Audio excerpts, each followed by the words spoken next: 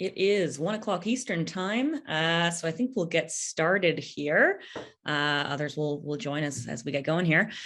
So welcome everyone to this event. My name is Justine de Jager. I am the Director of Political Action and Communications for the Canadian Association of University Teachers. A quick note on interpretation in Zoom here. If you require simultaneous interpretation, please click on the globe icon, the interpretation icon on your toolbar, and select the language you'd like to hear.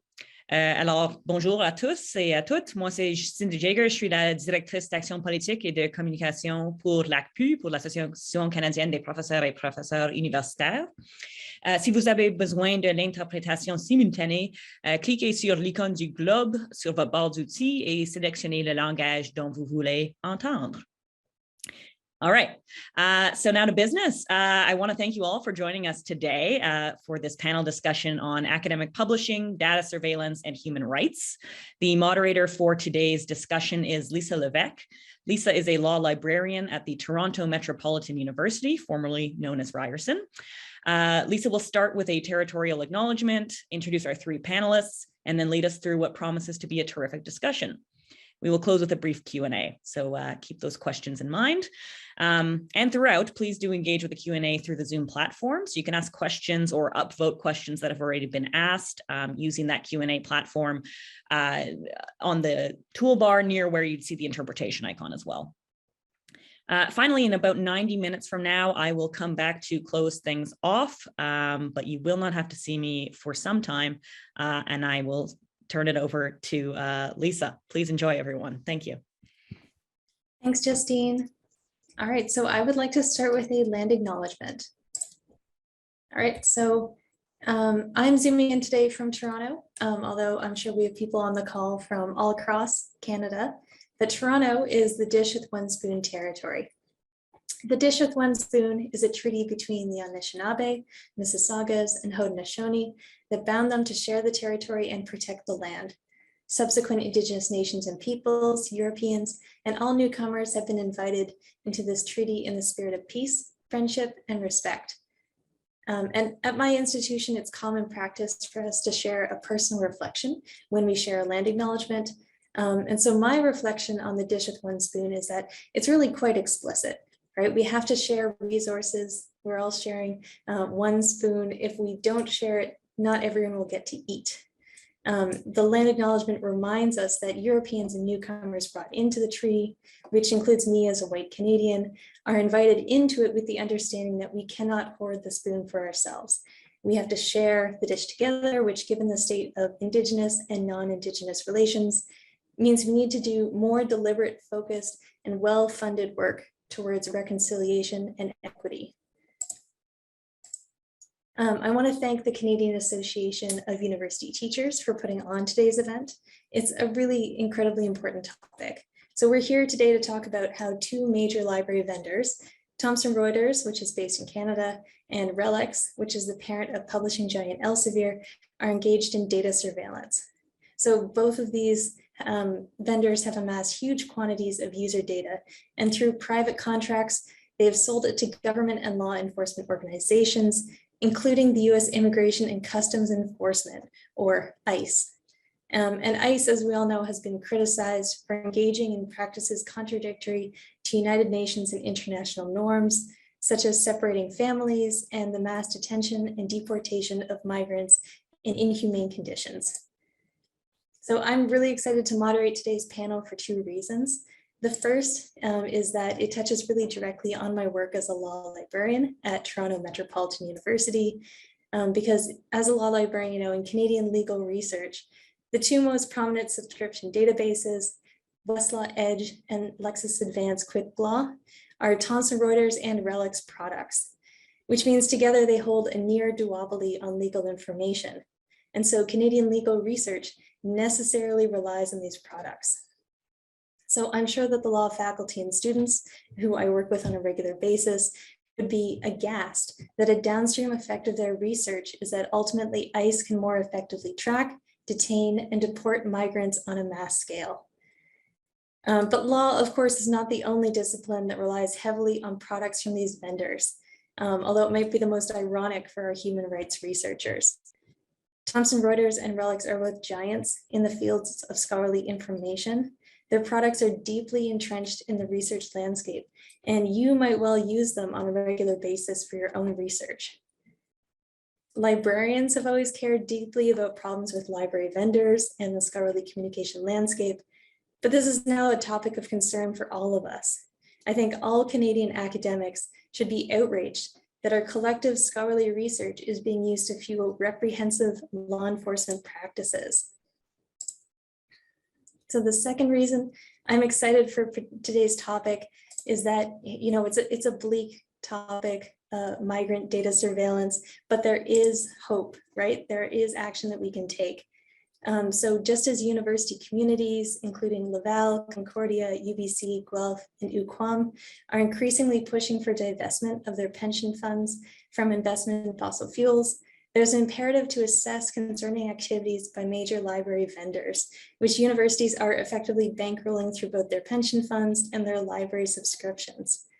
In the past 2 years, shareholder activism has brought these issues to the fore inside companies, and now is a key moment for librarians, academics, institutions, and concerned citizens to get informed and take action. One way to do so is by engaging with the Mehente campaign, No Data for ICE, and we now have a short video to share about demanding accountability from the vendor, Thomson Reuters. This is Thomson Reuters. They call themselves the Answer Company. Every day, their award-winning journalism is seen by over 1 billion people all over the world. Their data tools are used by millions of lawyers, researchers, and other professionals. As they like to put it, trust is at the heart of all we do. However, one of their clients is the U.S. government's Immigration and Customs Enforcement Program, known as ICE. ICE relies on Thomson Reuters' powerful data platform, CLEAR, to track, detain, and deport immigrants across America. This is enabling the U.S. government to violate people's basic human rights with more hostility and brutality than ever. CLEAR makes surveillance of people easier by linking together data from multiple sources, including phone and healthcare records, utilities bills, social media, and license plate recognition systems. They've probably got data on you and could even be monitoring you as you drive your car or make a phone call.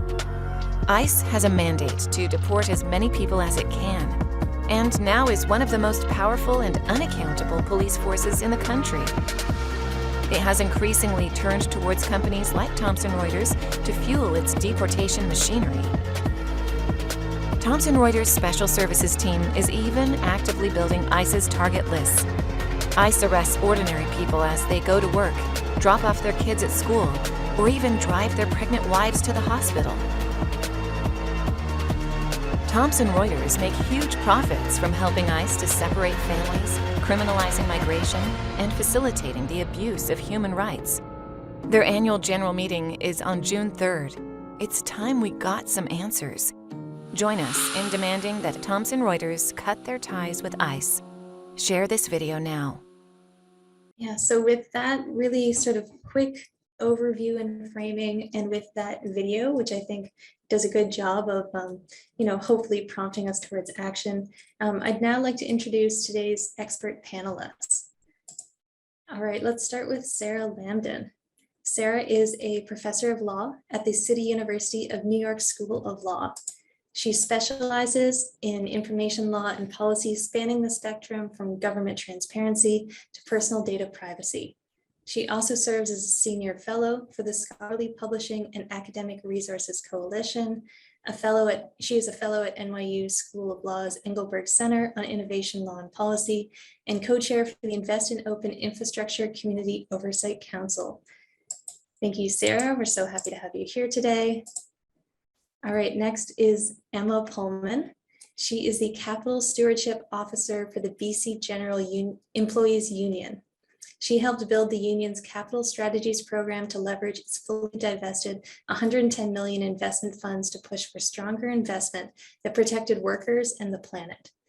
The union has submitted shareholder proposals at some of Canada's largest companies on topics like human rights, racial equity, and executive compensation. The university's strategy has succeeded in achieving strong commitments on environmental, social, and governance issues. All right, I'm so excited to hear from Emma today about how she helped to achieve this huge win for her union and what's next on the horizon. And then last, but certainly not least, Cynthia Rodriguez. Cynthia is based out of Chicago, Illinois, as a national organizer at Con Mi Gente, a political home and national organizing hub for Chicanx and Latinx people. At Mi Gente, she works for the #NoTechForIce campaign. Previously as organizing director for Centro de Trabajador Unidos, or the United Workers Center, Cynthia organized with low-wage immigrant workers on Chicago's southeast side and south suburbs. Cynthia has also organized locally around ethnic studies and served as a community-based educator and interfaith organizer. All right, welcome to all of our panelists. And I want to get started for today's panel with a question that'll help you sort of introduce yourself and your interest in this topic. So my first question for all of you is, how did you become involved and engaged with this issue of data surveillance? Who wants to start us off? I can start, and I feel like the natural chain of events was like me, Cynthia, Emma. It's like do, and we all kind of came together. So I'm a librarian. I'm a law professor. So I'm both a professor who teaches substantive law topics like administrative law. I teach a lot of information law classes, but I'm also a librarian. I have a master's degree in information science. And like Lisa, I worked a lot with Lexis and Westlaw's Thomson Reuters and Elsevier's legal products, Westlaw and Lexis, every day. And in 2017, I saw an article in the US newspaper about how Thomson Reuters and Elsevier LexisNexis, which sells us Lexis, sells us Elsevier journals, you know, a whole bevy of things we use all the time.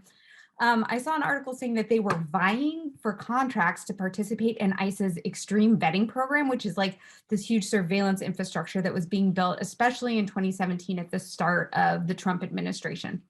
And I was shocked. I had no idea that Elsevier, Westlaw, you know, Thomson Reuters could be linked to ICE. Like that didn't even make sense to me because I knew them as research companies and like journal publishers, and not as surveillance companies. And so I started investigating, and I quickly found No Tech for ICE, which is where Cynthia's work is based. Mi Gente and a few other immigration organizations also noticed that a lot of groups were starting to get involved with ICE surveillance at around the same time. And they wrote a huge report about the companies that were building ICE's surveillance infrastructure. It turns out that our legal research products and regular research products are part of that infrastructure. So I think that's where Cynthia starts in. Oh, Cynthia, since you've been named, do you want to jump in here? Sure. Hi, everyone. Good afternoon.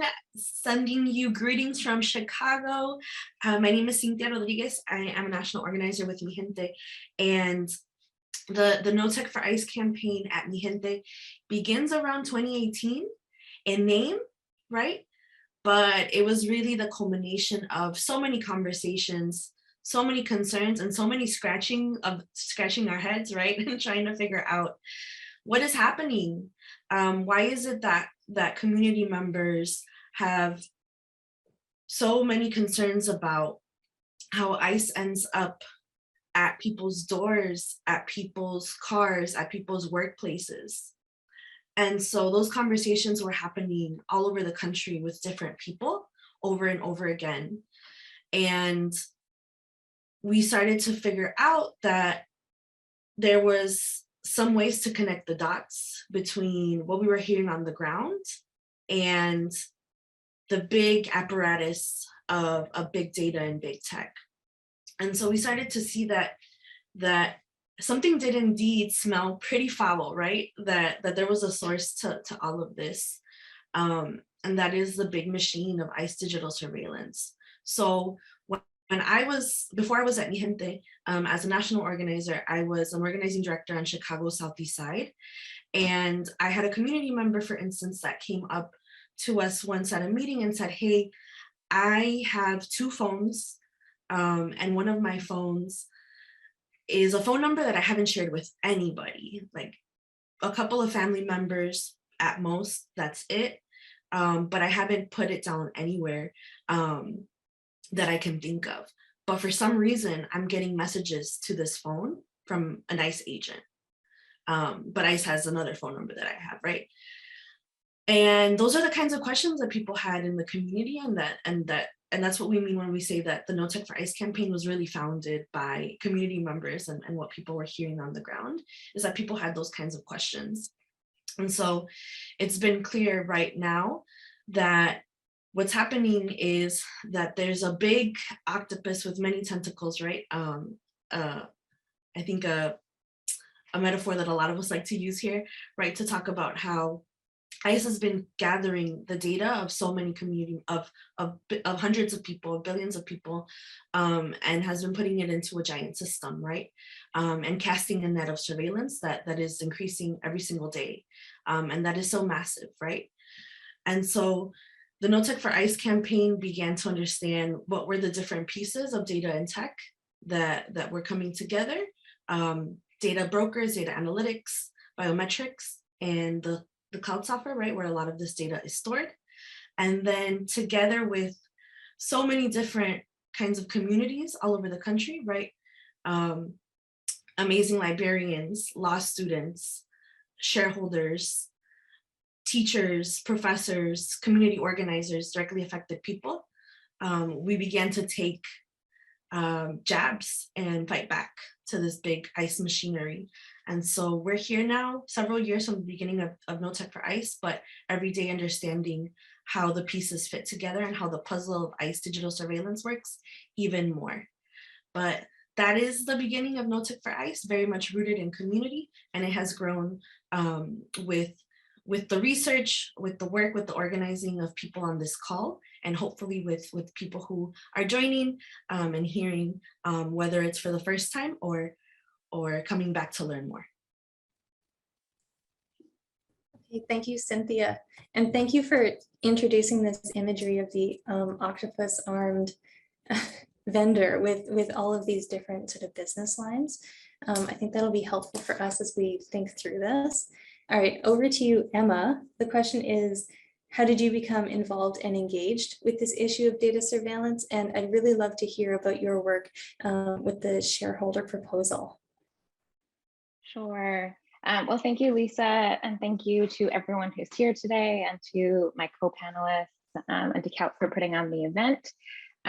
So I'll just quickly say that I'm joining you today from the unceded and stolen lands of the Wasanich and Lekwungen peoples in what is known as Victoria, British Columbia. And so, as was kind of mentioned before, my job is that I am our union's responsible investment advisor. So my job is to help leverage our power as an investor to protect and grow our members' assets. So these are the funds that are available when our members go on strike for a better contract. And at the same time, pushing the companies that we invest in to take progressive action on issues that matter to working people, whether that's human rights or labor protections or environmental protection. So quite simply, we understand that better managed companies make better investments. So Thomson Reuters is one of the companies in our portfolio, and we are long-term investors in the company. And like many people, I associated Thomson Reuters exclusively with being an influential news organization from my time at school. I understood that it was an academic publishing and research powerhouse. My law colleagues use the software all the time. But I did not initially understand that Thomson Reuters has quietly been transforming itself into a tech giant and data broker over the last several years. So as part of our due diligence on our investments, we cast a very wide net. We do lots of research that many of you know a thing or two about. We look at a company's disclosure, policies, financial documents, best practices, international norms. We speak with investors. We might speak with law students, librarians, human rights experts. And we use all of that to inform our process. But what it was that informed me about this, because it was in none of the reports, was a news article that referenced the work of the No Tech for ICE campaign and Mi Gente's work. So that just tells you if it was in none of these typical research documents that responsible investors and analysts are going to be looking at, that it was definitely not on the radar of the investment community. And I will speak to that a bit later if we have time. But so I was initially horrified, as I think many of the folks on this call are, to learn about this. And the first people that I was connected with were actually Mi Gente and a colleague named Jacinta, and also to Sarah. So it's a real full circle moment to be on a call with both of you, and all the credit goes to the work that you have and the trail that you have blazed ahead of this. So I guess that speaks to how we initially learned about it. And so after we kind of grasped the situation, we decided to file our first shareholder resolution at the company. So as an investor, one of the rights that we have is the ability to ask a company that we are invested in to take action or do something differently, or consider an issue that we do not believe that it is currently paying close enough attention to. So our first shareholder proposal asked Thomson Reuters to produce a human rights risk report relating to its work with ICE. And I could literally talk to you for days or weeks about the ins and outs of the strategy behind the proposal. But for the sake of brevity, we acknowledged that Thomson Reuters was undergoing a dramatic shift that we could see in its financials, from being a media and publishing company and research organization and publisher to being a tech and data. Sorry, I just got a phone call coming in.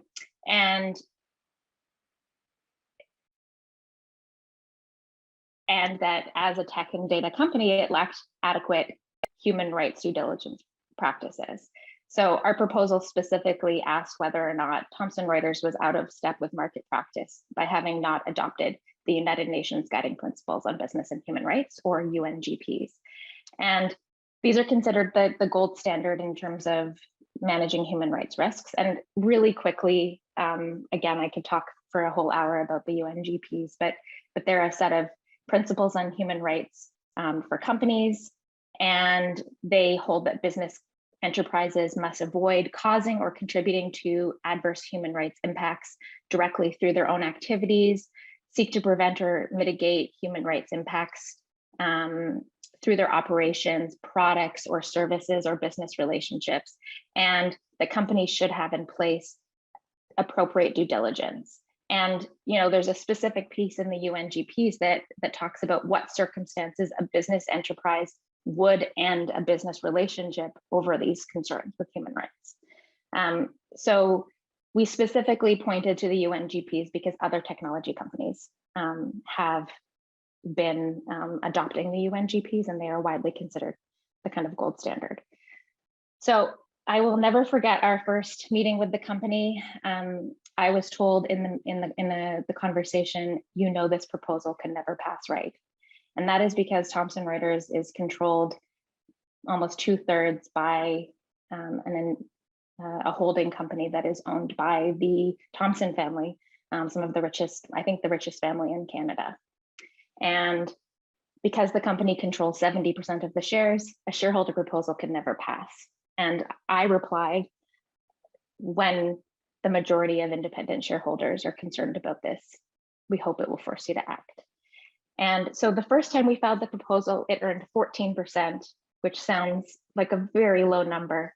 But if we consider how heavily controlled the company is, it was actually about 30% of independent shareholders. In the world of investment activism, this was very significant. We talk about incrementally pushing companies in a direction. And so we had incrementally put this issue that had never been really on the radar of the investment community on their radar. And most certainly different investors were going back to the company after the AGM and raising it. And again, a year later, last year in 2021, we filed another shareholder proposal. Only this time around, the company had finally acknowledged that it was a tech and data company. It had launched something called the Change Program, which was the company's acknowledgement that it was moving more into machine learning and artificial intelligence offerings. And we said, you're calling yourself a tech company. We know you're a tech company. As a tech company, you need to have the appropriate human rights risk mitigation frameworks that other tech companies have. It's a simple question. And the company again said, there is no universally accepted approach to human rights, and as such, we will not adopt one. But this time we did a lot of investor outreach, a lot of media outreach, and really spoke to hundreds of investors. And this time, 72% of independent shareholders agreed with us, which is very dramatic. You know, as I think I have never been more excited in my entire life as that moment when we got this result. But the company still did not act. And so fast forward to very recently, we refiled another proposal at the company, and a similar proposal that I won't go a ton into. But this time, the day we filed it, the company contacted us and said, "Hi, we'd like to talk." And they said, you know, actually, we have decided to take some action on this issue. So we have decided to align ourselves with the United Nations Guiding Principles on Business and Human Rights. This is a 180 from a company that said, we don't need to do that. There is no universally accepted approach to human rights risk. And so the company says this. The company says it is doing a human rights impact assessment of its entire operations. This includes its contracts with ICE. Again, as I mentioned at the beginning, aligning yourselves with the UNGPs it's an iterative process, but one of the things that it demands is that there is a possibility that the human rights risks that are unearthed in the process of doing this work is that you might need to terminate a contract with a vendor, and you might decide that certain human rights risks are too dangerous. So what we can expect in this year is that the company is going to release the results of its human rights impact assessment. We don't know what that's going to mean, but this is a dramatic shift from 2 years ago when we first walked into the door with the company. So that is what has been happening in the investment shareholder world for the last couple of years. Thank you for that summary of what I'm sure has been quite a roller coaster as you've gone from varying levels of this shift to ultimately a dramatic shift of, was it 72% of shareholders on board? Yeah, that's remarkable. Yeah, thank you everyone for introducing yourself and this topic. My reflection is that Emma, in your summary, because you're talking about several years of hard work, it almost sounds easy, right? I know it cannot have been easy in any possible sense. So I was wondering if you could speak to some of the challenges that you've encountered in doing this work, right? In organizing in response to a topic like data surveillance. And then Emma, if you want to respond, and then Cynthia or Sarah from the perspective of community organization and then the law and library worlds. So Emma, challenges? Yeah, I mean, I'm glad to have someone else speak to this because I'm not an academic researcher, and so I'm going to speak to this specifically from the perspective of being a responsible investor. But what I will say is that for the last 20 years, surveillance technology has proliferated without a ton of oversight. There's very few, if any, laws on the books right now to constrain these companies, and we are at a critical precipice right now where researchers and policymakers are only beginning to understand and map this new technology and consider the implications for equity, for human rights, for worker rights, for democracy, for freedom, for power, for autonomy. And the investment community is also not where it needs to be. And so I think I would say that things are dramatically shifting, and the world is acknowledging that that we're seeing lawsuits, we're seeing media coverage, we're seeing growth in campaigns like the No Tech for ICE campaign. But I would say that we have a lot of work to do. And so initially it was quite difficult to convey the saliency of these human rights risks to investors. And I believe that, you know, the growth in support over several years shows that the urgency and scrutiny on these issues is certainly growing. And then I'll speak separately to how difficult it has been in Canada, specifically to garner media coverage when the media, one of the largest media companies in the country is also a data broker that leases investigative software to ICE. How are we able, as investors, as community organizers, as concerned members of the public, as librarians, to call it out as we see it and call it out in the way that it needs to be called out? And we had stories that were about to go to print that never ran. And the only answer that we got was somebody higher up than me pulled the story before it ran. And I would say that some publishing companies in Canada have a policy in place where they don't criticize their competitors. But in this case, if your competitor is leasing software to ICE and is a data broker, how do we, you know, how does that fit into the context of that? So that's one of the challenges that we've, you know, just a couple of the challenges that we faced along the way. And I can speak to the topic from the perspective of an academic, which I know that a lot of you are.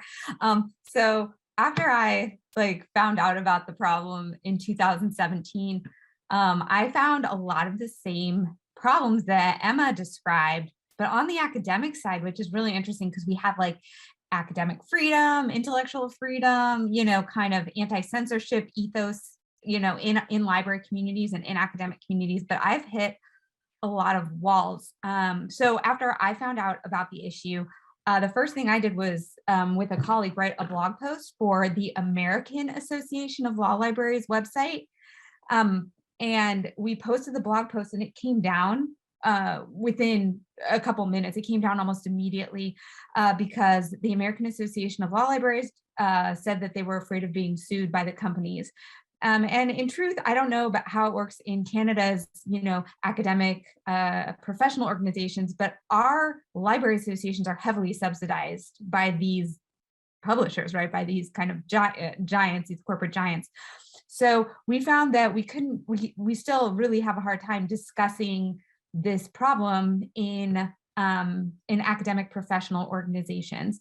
And also, because a lot of us, especially in the library side, are in the position of negotiating contracts with these companies, we're at their whim. And so librarians are also afraid of speaking ill of these companies. And professors that publish casebooks or textbooks or want to get, you know, articles in Elsevier journals, right? There's a lot of reasons why, especially untenured people, find it hard to speak up against these companies. So I am very unique. Now I'm a professor of law, but I was a librarian who had full tenure in my institution.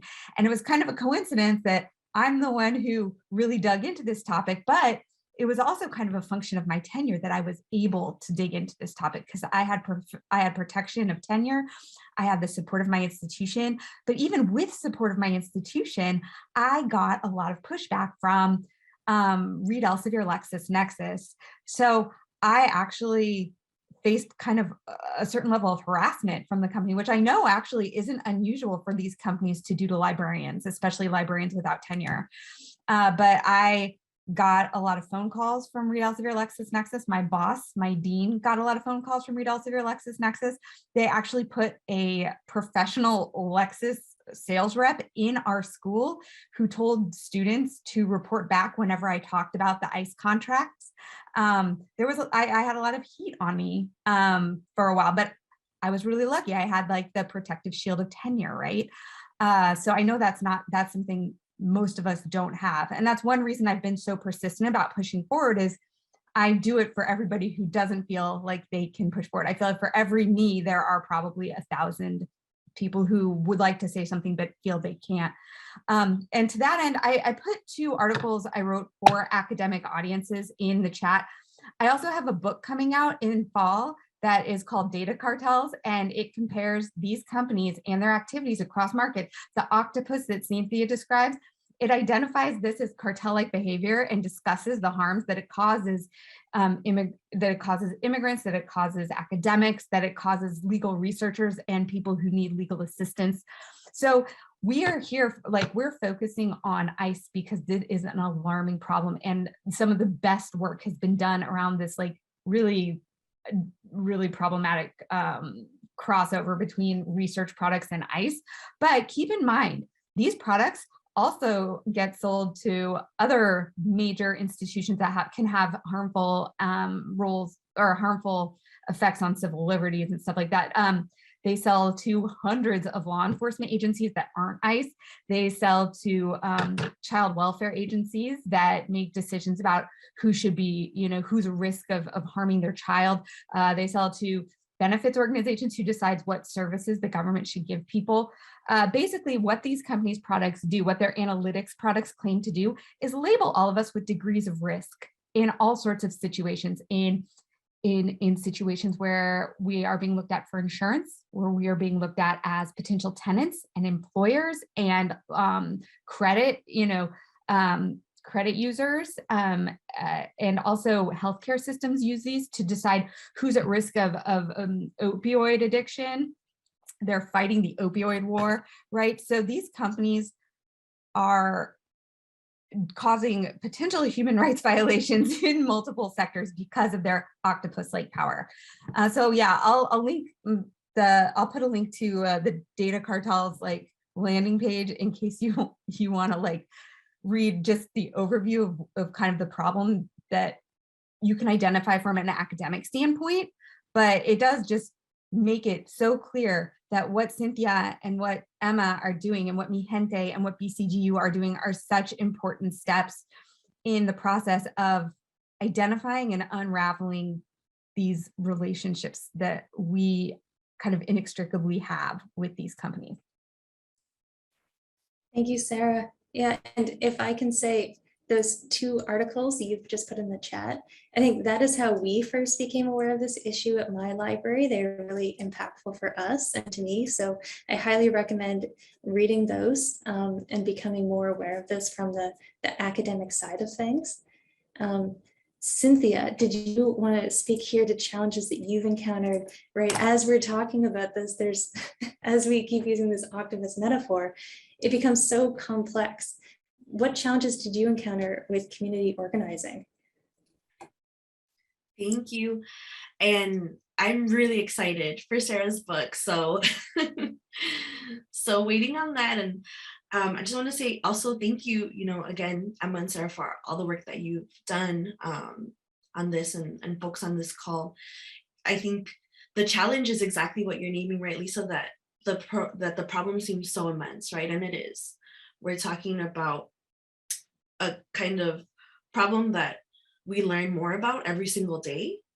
And the challenge lies in, right, that we're also doing something that doesn't happen every day, confronting such big corporations with also revolving doors, right, in our governments and the media and other places, right?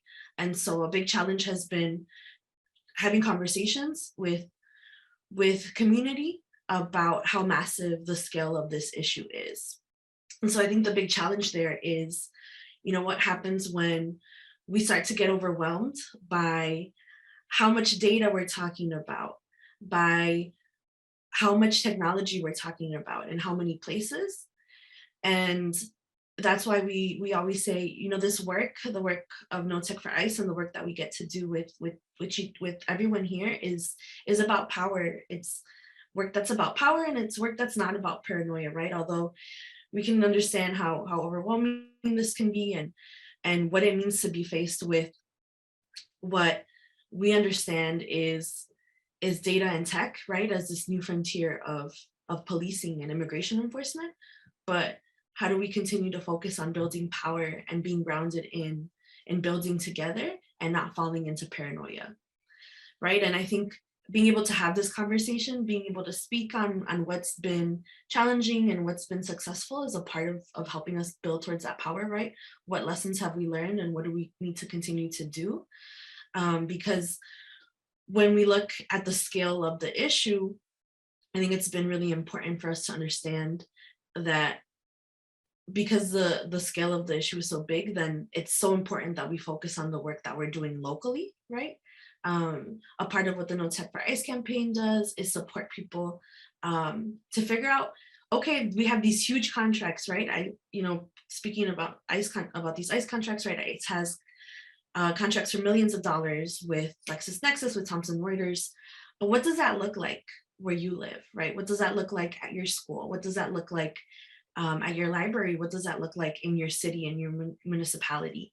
Or what relationship does that have to your union, right? So what's really challenging is the massiveness of the issue, but what's really inspiring is that we're doing something that we don't do every day, but every day we're doing it together, and more of us are pushing back and fighting back, and that's building power, and that will keep us from falling into the overwhelmingness of the issue.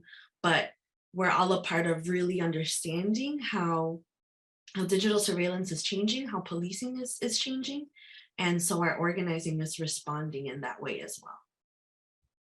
Yeah, I wrote that down. Thank you, Cynthia. Yeah, this work is all about power.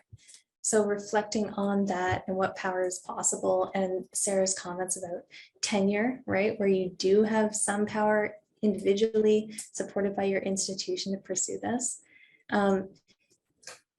Thank you for all your comments about the scope of this. I'm wondering if we could go a little bit to some brass tacks to try and understand the concrete impact of working at an institution as an academic where your library has a subscription to one of these vendors.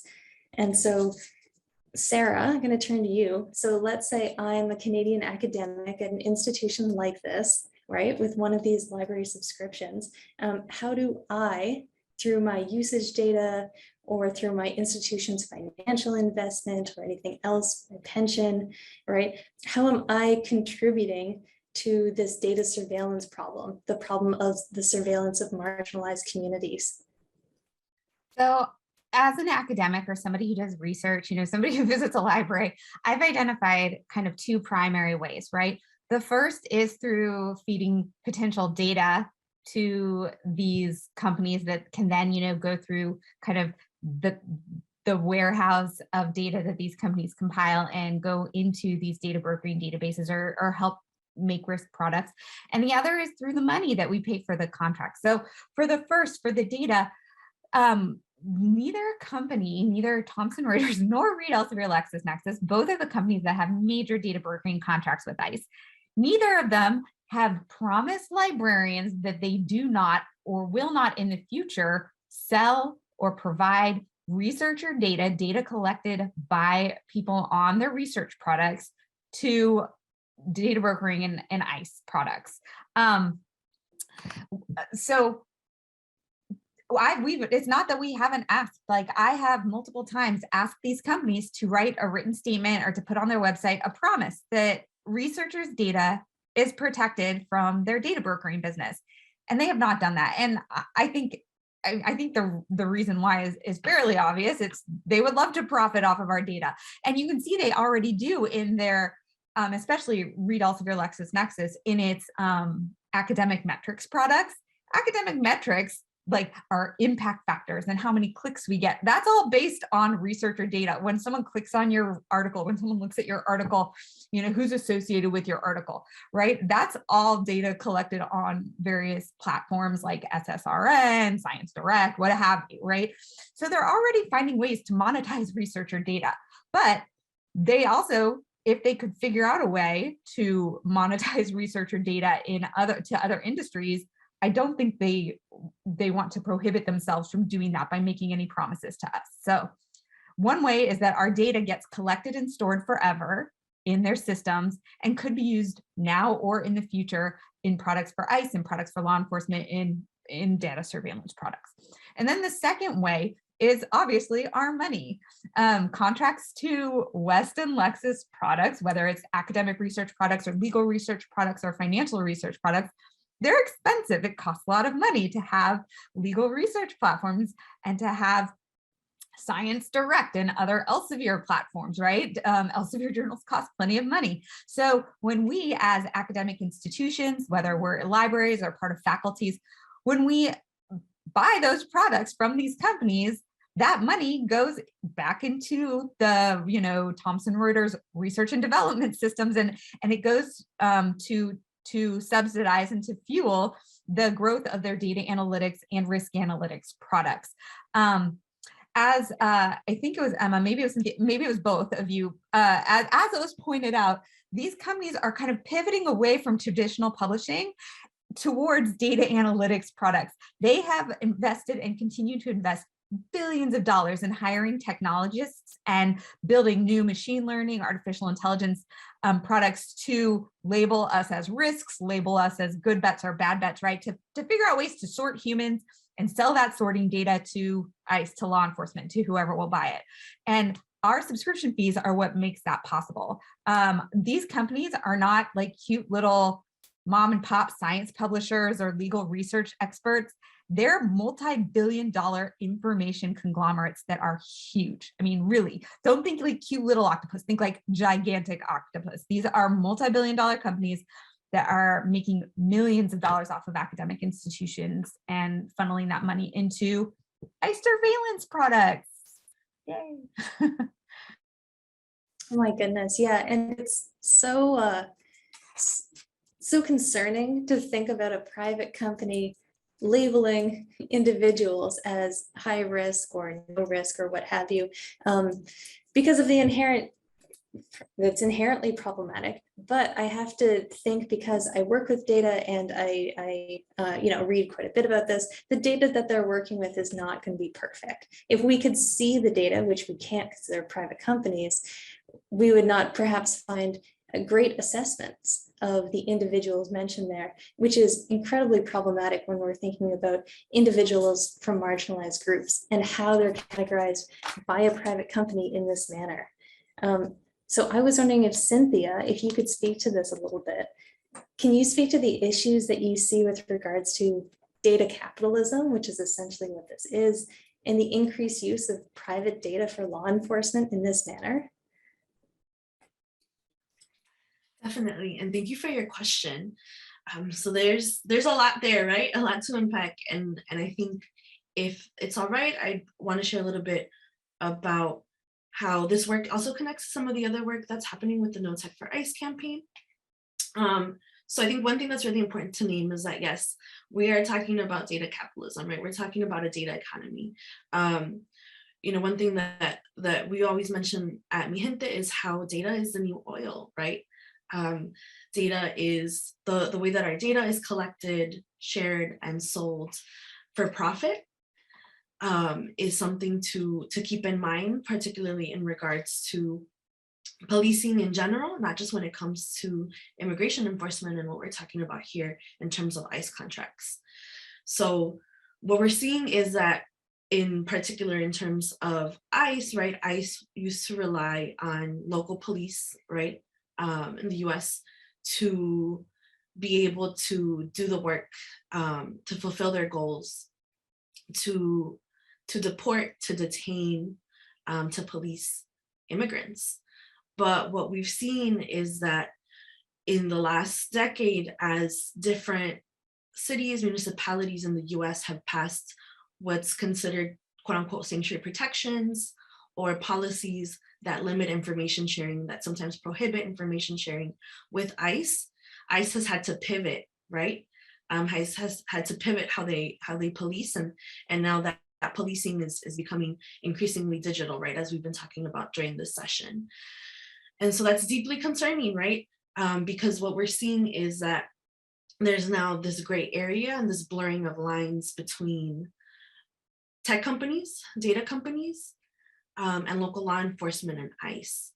One of the places in the US where that's very visible is in Colorado. We recently released a report titled Sabotaging Sanctuary that really uses Colorado as a profile to understand how ICE is using data brokers, right, like LexisNexis, like Thomson Reuters, in order to circumvent or go around these sanctuary protections, which means that ICE is looking at these databases, right, looking at this data to understand community members without having to, right, detain people or to use what is known as ICE detainers, right, without having to use law enforcement directly in order to detain and deport individuals. And so that's really important because in a place like Colorado, we have the sheriff's office and we have the Denver sheriff also on a board with LexisNexis, right? And so all of that is that we see a lot of overlap between policing then and these tech and data companies. And what we're seeing is that we need to be really attentive and vigilant into the ways in which policing is going to become more and more privatized, right? In particular, that data capitalism is about privatizing police. And we have to respond to that and make sure that the work that we're doing here, that our movements are also intersecting in that way, right? That we're not just focusing on how is this affecting immigration enforcement, but what does this tell us about policing at large? And how does this mean that we connect to other movements and really make sure that our work is really strong and bold and connected in that way? Because the way in which ICE is bleeding into all of these different areas of policing is so much more than what we expected. We're seeing that data is privately held, that there's no public oversight, and that we have a lot of work to do to hold people accountable and to end these contracts. And I can share about this more in the webinar today, but I think there's something really interesting too in terms of policing and Thomson Reuters and license plates, but I'll hold off on that. Thank you. Yeah, no, we'll have time to get to that as well. I'm gonna put a pin in that for sure.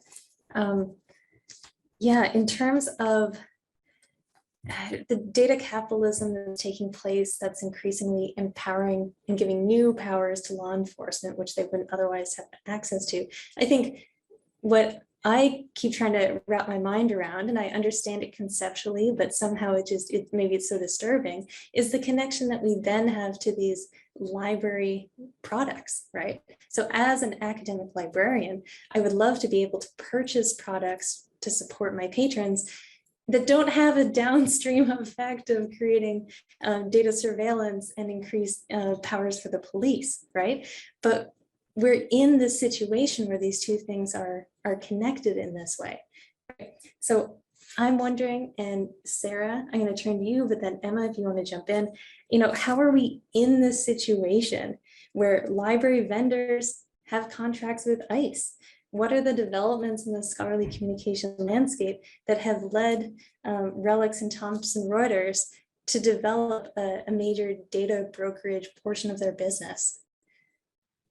Yeah, that's a really good question. I wish there was like a simple answer besides like capitalism. We have money and data. Yeah, data capitalism, exactly what Cynthia was just talking about. But yeah, so one of the problems that we have as researchers, as libraries, as academics, is a big problem about monopolies. One of the ways they harm consumers is by taking away our choice, right? So it's not that we like love these companies and think they're amazing. It's that we can't walk away from Elsevier or Westlaw or, like LexisNexis research products. We need them, or else our libraries would have major holes in them and we wouldn't be able to figure out which cases are still good law. There are all these reasons why we rely on them. And because they are monopolies, duopolies, parts of oligopolies, we can't easily leave them behind. And you can't, so one interesting thing about information is you can't just replace it with another source because information isn't fungible. Like no two scientific reports are exactly the same and each one is special and tells us something unique. And, researchers need the research they need. You can't just say, oh, I'm sorry, we don't have any research on COVID. Here's some research about malaria. Like that's not how information works. So we need the specific information that these companies have. And that's why they are able to remain, so powerful. They have so much informational leverage.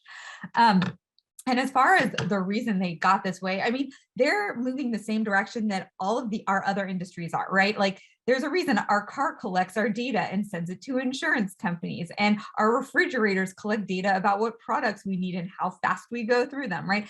Our watches collect data about our health based on, our other life habits, right? Every industry is turning to data analytics, and it's true for information industries too. It's true for publishing. Like one thing that Emma pointed out that I think is really important to remember is these companies don't call themselves publishers anymore. Like we might call Elsevier a publisher or Westlaw a legal research publisher. They don't call themselves that.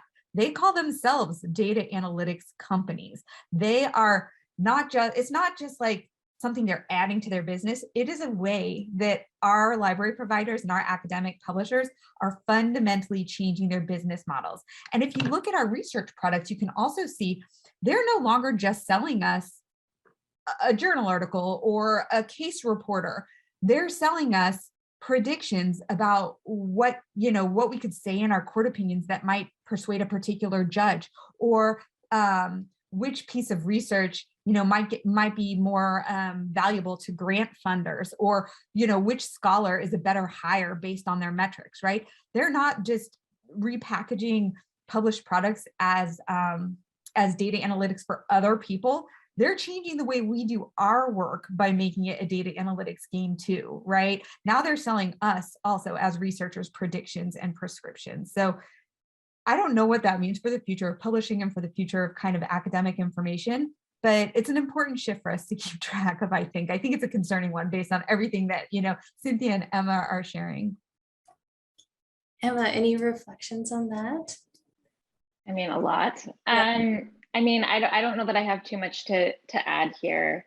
I think that in this landscape, we need to start having, I'm seeing some of it happening in the chat, but some conversations about open source rather than single proprietary products.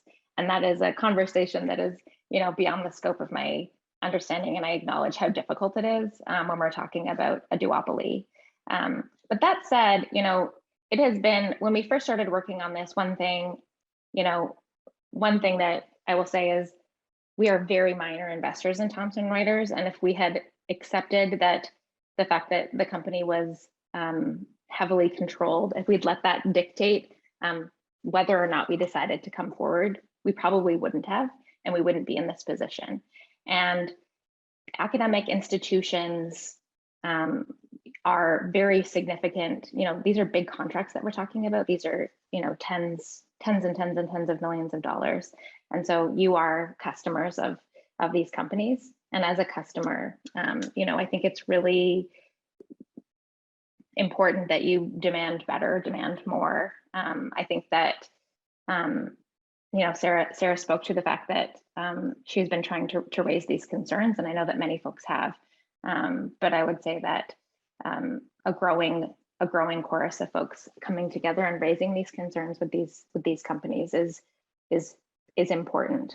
And one thing that I think would be really powerful that could come out of this dialogue that we're having here today. Thank you. Yeah, no, I think that leads really nicely towards the direction that we're going, which is we want to talk about sort of actions that we could take as individuals or as collectives. But first, I want to circle back to Cynthia. You'd mentioned you had something really interesting to say about license plate data.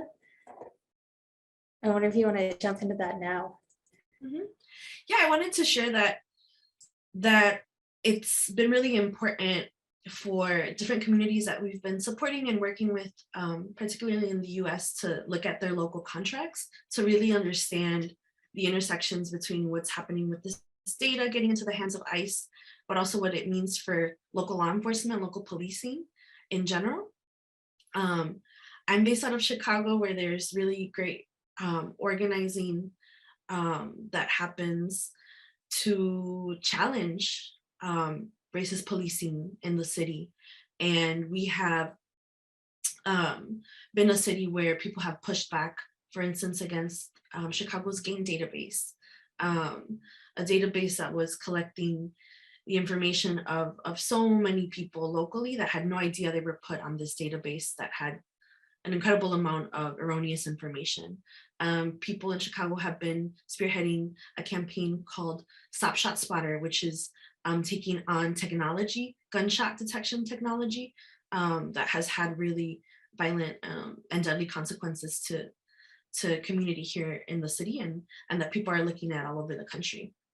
So all of this to say that it's been really important to find how certain kinds of technology can be challenged by us in coordination with other groups. And so license plate readers are one place to look at this, right? And I think also important for telling the story of Thomson Reuters, because we know that I signed this big contract with LexisNexis for what is called the Accurate Virtual Crime Center in early of 2021 last year, which seems to have replaced Thomson Reuters ClearTech, right? But it also, ICE also signed a big renewal with Thomson Reuters for license plate reader data through Vigilant Solutions, formerly Motorola, which also happens to be based here in Chicago, right? All of these connections. And we see that contract as being sort of a parallel complementary agreement to the LexisNexis one. So ICE is tapping into speed cameras across the country, tracking where vehicles were last seen, and this is really a technology that is being used to police immigrants, but not just immigrants, right? All kinds of community, and that's really important. I think people have also asked a lot of questions, just like in terms of what kind of technology is being collected, and so license plate reader data is one piece of that big puzzle. But we're talking about, right, in all of our conversation today, about billions of data points, right? We're talking about everything from addresses, phones, and emails, to bank account information, to bankruptcy information, social media, and so much more. I just wanted to close up the section by also sharing, you know, one of the ways in which this has impacted community members really personally is there's a Mi Gente member who's also the co-founder of an organization in Washington State, who's named Maru Mora Villalpando, who's an incredible immigrant rights leader. But she was targeted, right, by ICE in retaliation. And what they did is tap into Thomson Reuters' Clear system and use that information against her, right? She won, she's still here, and she's continuing to lead amazing work. But one thing that Clear looked at was her medical background and medical records. So that's what we're talking about here, and what that means to people personally. Yeah, thank you for sharing that, those specific examples, and the reminder that it's of huge impact to everyone, right? If you can think of what personal information you're sharing that's being collected by companies, and what with data, one thing you talk about is what's the worst use that data could be put towards, right? If you're thinking about proper ways to maintain it and store it and retain it and dispose of it, what happens when that isn't done? And something that could be quite benign in the right hands could be quite menacing in the wrong hands, such as license plate data. All right, so I've seen some questions in the Q&A rolling in. That's fantastic. Please keep adding those in. We're on our last question for the panelists right now, and then we're going to turn over to audience questions. I've also seen some questions come in the chat, sort of on the topic of, but what can we do about this? We're very concerned about this topic. Please tell us. So that is my final question for the panelists.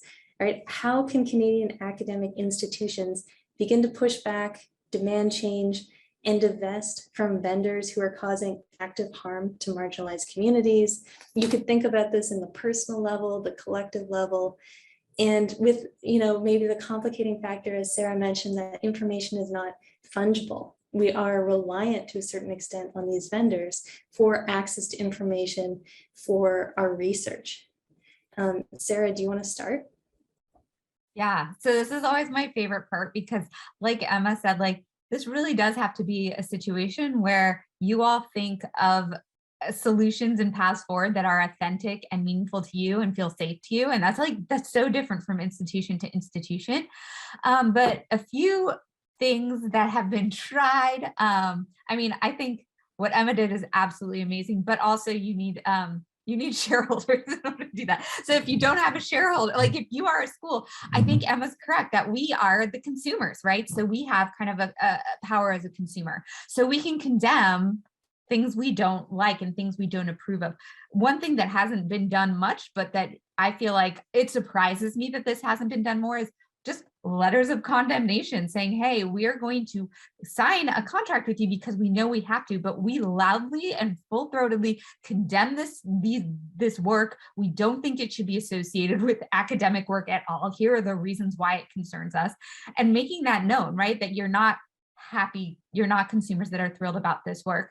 Another thing that I think would be really, really helpful is to continue to push these companies, especially if you're a librarian or an academic who really values, academic and intellectual freedom, which includes the freedom to research without being surveilled.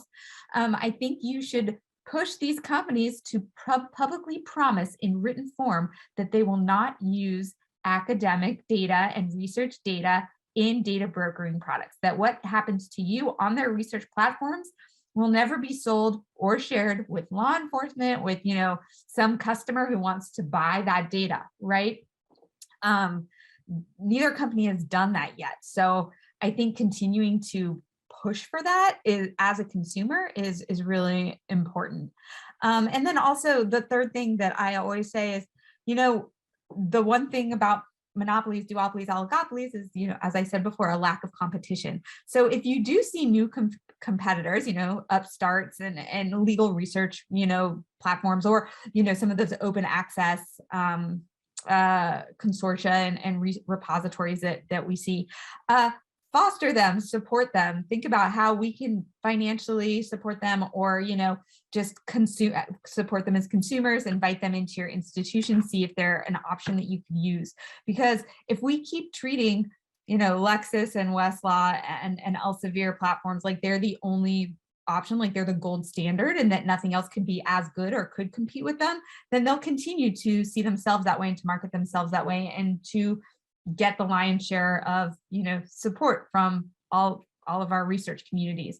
So we have to kind of open our hearts and minds to things that aren't those companies. And one problem, so the open access thing, it's no coincidence that my work on this has led me to open access. Like I wasn't active in the ScholComm or open access community when all this started. And now I feel like I really am, because open access and community run access, community governed information infrastructure is so key and important.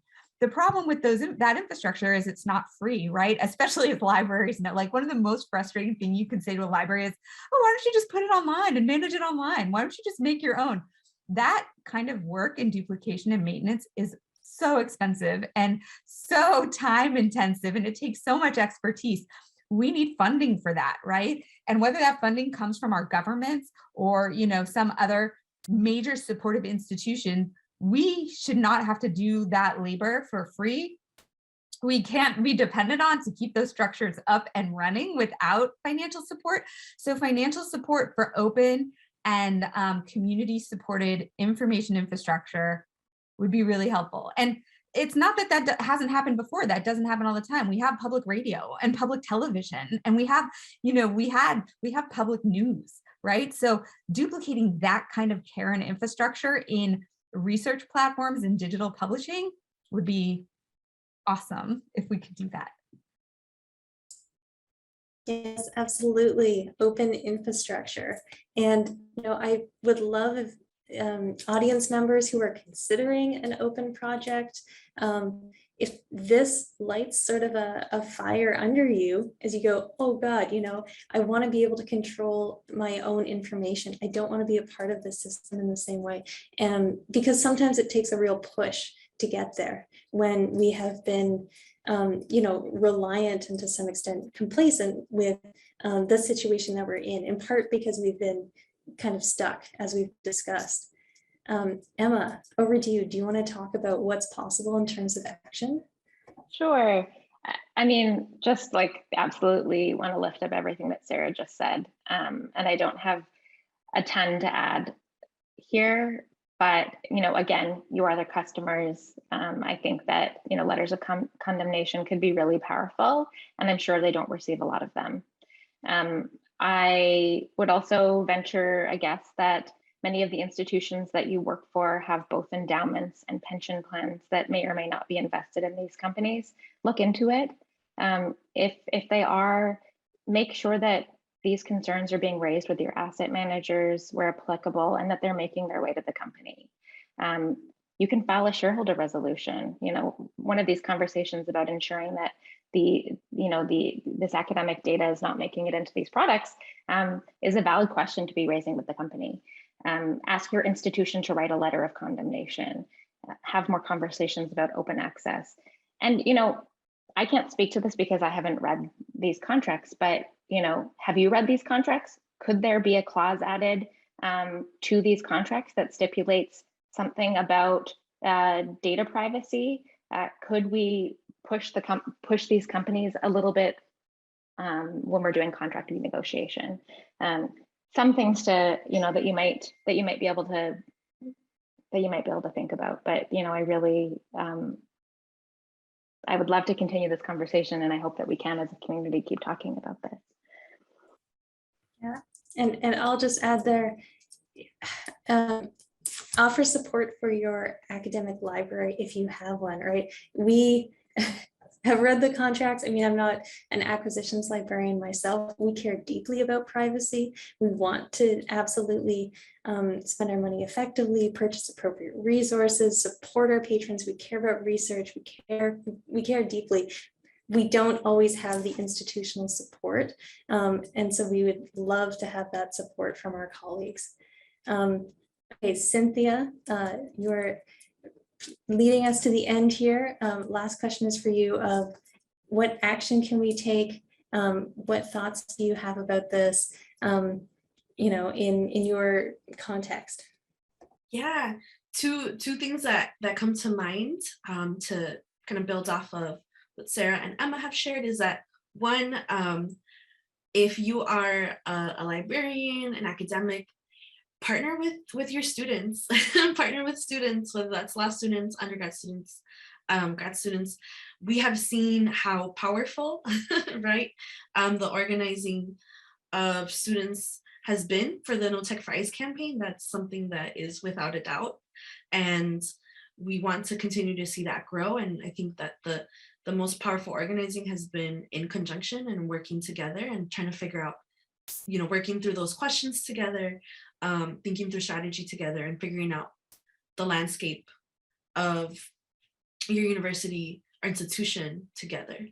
And so in the US, just as Sarah has shared, law students have formed the End the Contract Coalition that's made up of over 25 law schools that have come together around this.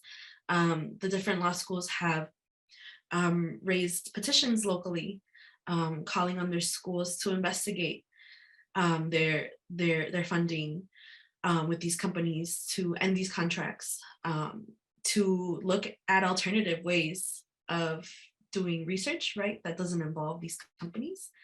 And they've made different strides, right, and there's learning there. But all of this to underline that, this work is going to require people at every level, and all of us working together. And so students are a great group to partner up with and to build up that power together. And then two, I would also say that, it's really an honor to be here on this panel, because I think it just underlines how this issue, but also just this commitment we have to a world that looks different, that doesn't have this kind of digital policing, is truly international, right? And what does it mean for us to build those connections even more? So if there's any ways that, this is a great opportunity for librarians in Canada to partner with librarians in the US, right? And I'm looking at Sarah, but not wanting to add more right to her plate. We recently were reached out to by community in Spain that is really interested in taking on Palantir, right?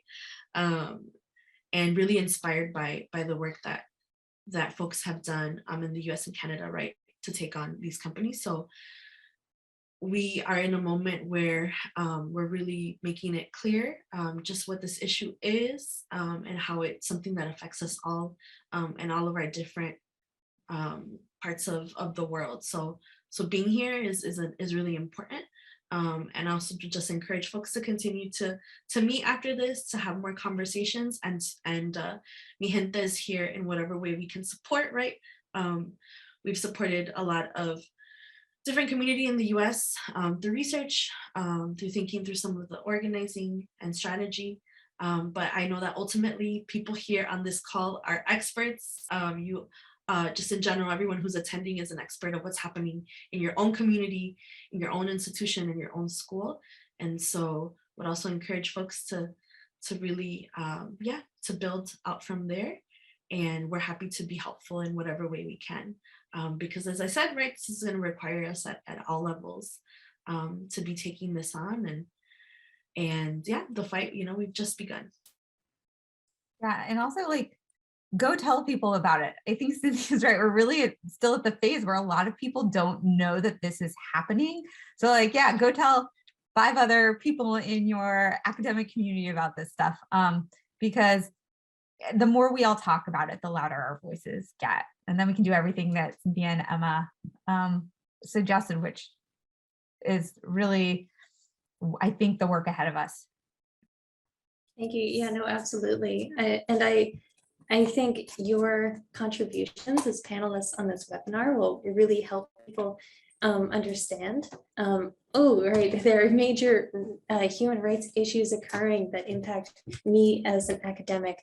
So I've heard in terms of action, there's a lot that you can do in terms of your own research. So Sarah's upcoming book is linked in the chat, a number of articles and different reports.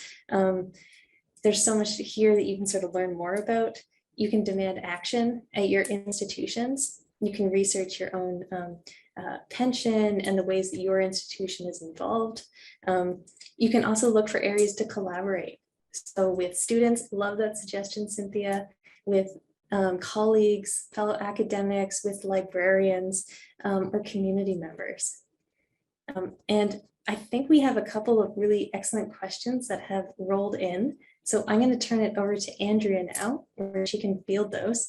But before I cede the mic, I just want to say thank you so much to CAUT for putting on this webinar.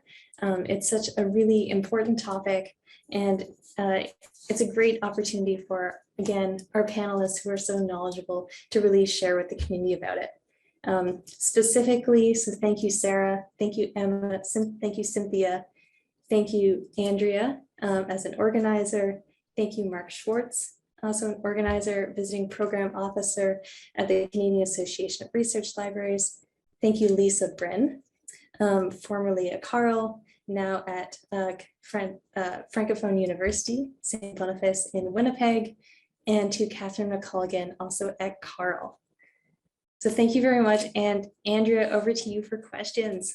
I'm actually going to punt this over to my colleague, Mark, who I think has more expertise in this area, so might be better at fielding the questions. Mark, are you there? Yeah, I'm right here. So the first question that came in was for Cynthia, and it's from an anonymous attendee. So in pre-9/11 days, I was an undocumented worker at a social service agency in Chicago West Side Ghetto, where I initiated a union organizing drive. I'm not sure if I would have undertaken this organization if the surveillance system had been in place at the time. To what extent has the surveillance put a damper on organizing undocumented workers? Yeah, so I would answer this question from the work that we've been doing at Mi Gente, but also just from my background in working with undocumented workers in Chicago, and at the intersection of labor and immigration. So I think there's a couple things here, right? One is that Chicago West Side is an incredible part of the city with really amazing Black-led organizing. Black-led organizing against policing, for labor rights, that I think there's a lot to learn from. But for purposes of today, I would say that surveillance has the understanding that we have right now of data and tech surveillance hasn't necessarily dampened organizing that's happening with undocumented workers, but it has been a part of understanding the impact of ICE digital surveillance on working people in general. So in particular, one of the places where we see that happening is that, and I don't want to get too into like the nitty gritty, but ICE has what is known as I-9 audits, where ICE looks into information in workplaces that's collected about people when they start to work somewhere new. And so that collection of data, right, is something that is a part of the surveillance dragnet that ICE has, right? And so that's one piece of it. But I think that in general, what this question really does point us to is that we're still also wrapping our heads around what kind of, just how much information ICE has about individuals, if we know that people's workplaces, social media, right, and more information is being funneled into the surveillance system, then that's something that we have to keep in mind, right?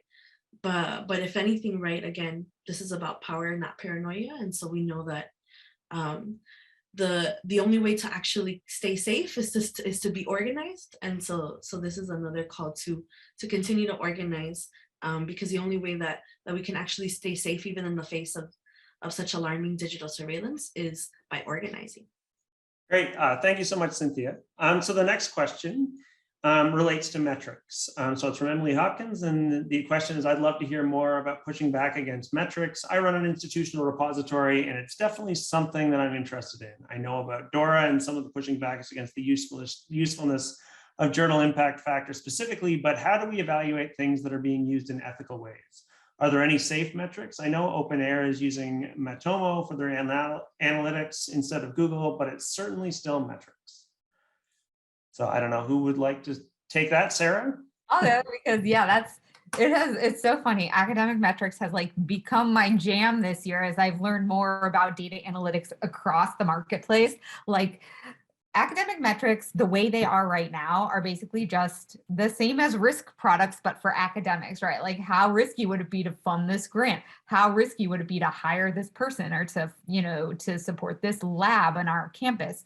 So I think when viewed in that way, like the big box academic metrics are problematic, right? You have a few companies that dominate that world, including Elsevier, and then also like Clarivate, which just bought ProQuest, which is also really concerning. And those metrics products are not just problematic because they tend to be racist and elitist and kind of ground in historic biases and discrimination that happen in academia, right? They tend to keep certain types of people in the world where they have more academic power than others. Certain journals are the prestige journals and other journals aren't, right? Like they do a lot of things besides surveil us, but they also do take and crunch a lot of our personal data, which should concern us, right? Data metrics about like our gender, what institution we came from, all of our, like, who we're associated with, that shouldn't be indicative of our impact, of our success, of whether we should be funded for a grant, right? So I think it's a similar problem in a very different setting. So as far as ways to continue to collect metrics and make it ethical, I think we need to deconstruct what metrics are, why we use them, and the role that they play. Like, I'm not sure that metrics in their current form are helpful or useful for our institutions. I honestly I would be fine with throwing the current metrics world out of the window, but I understand a lot of institutions won't do that. I do think that, tracking how articles interact with each other, what the hot topics in a certain curriculum, not curriculum, a certain type of scholarship, right? Like in sociology or archaeology or biology, like I think it is important and interesting to know what the hot topics are, what the big articles are, and the positive roles that metrics play in, like connecting us to one another and leading us to more articles that may be useful to us. Those are useful, and we can keep the useful parts, but throw out the garbage risk analytic parts that sort us and categorize us as humans. So I'm kind of the mind that like general analytics about what kind of books are being checked out of your library, what kind of articles are being looked at your library that aren't associated with our personal data, I think that would probably be sufficient to tell us what is useful and good that we like about metrics. I know what I'm saying is controversial. I know the academics themselves love kind of the little serotonin rush of seeing how many people clicked on their article. I know we love that, and we are not likely to give it up. But I do think that deconstructing the way metrics work and why we like and use metrics is probably a really important step to take right now, especially as we're realizing that they're just another form of surveillance data analytics. Great. So I think we have time for one more question. I don't know how long people can stay on, but maybe we can try to address the other questions offline after and just keep them. But the next question relates to consortial licensing.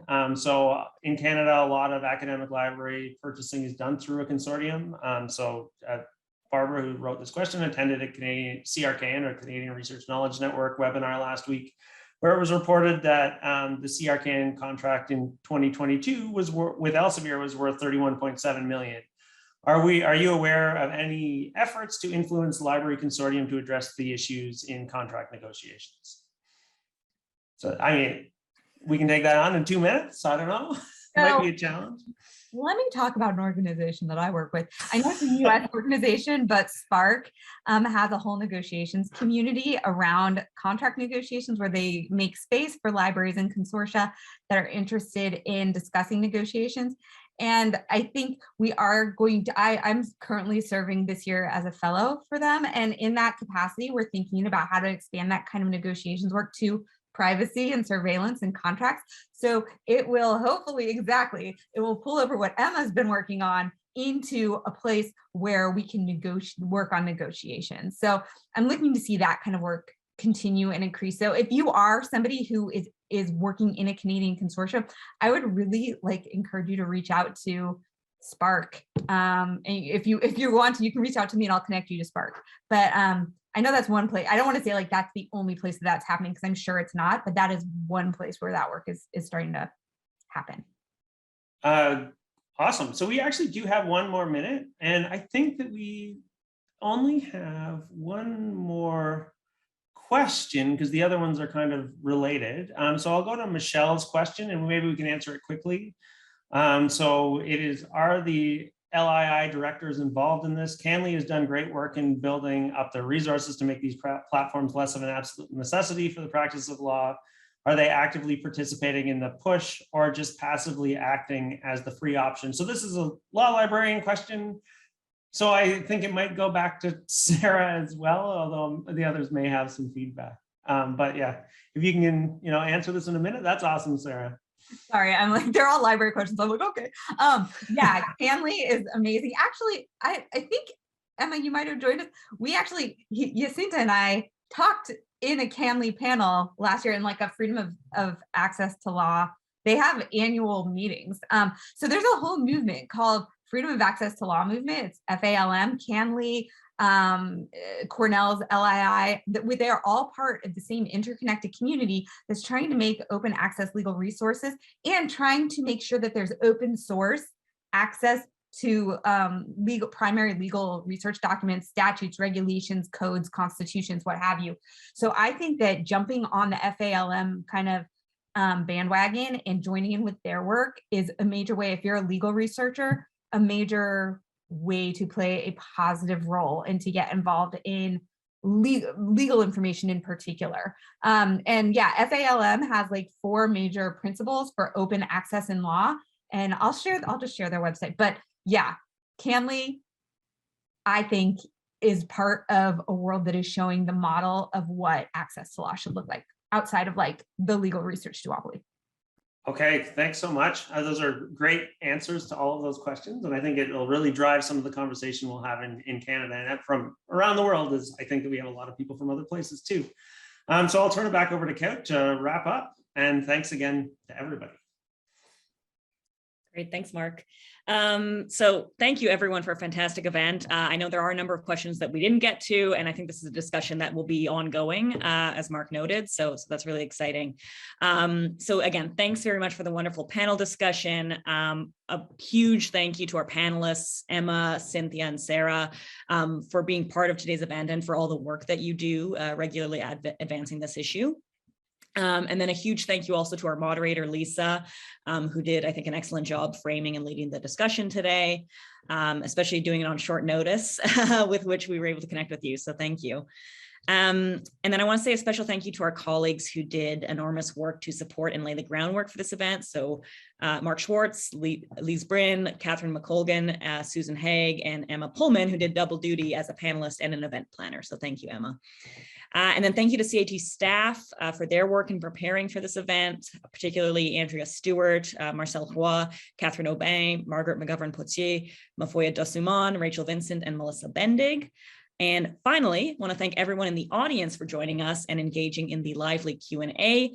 We do hope that you'll join us again for another CAUT event or to get engaged in CAUT in some other way.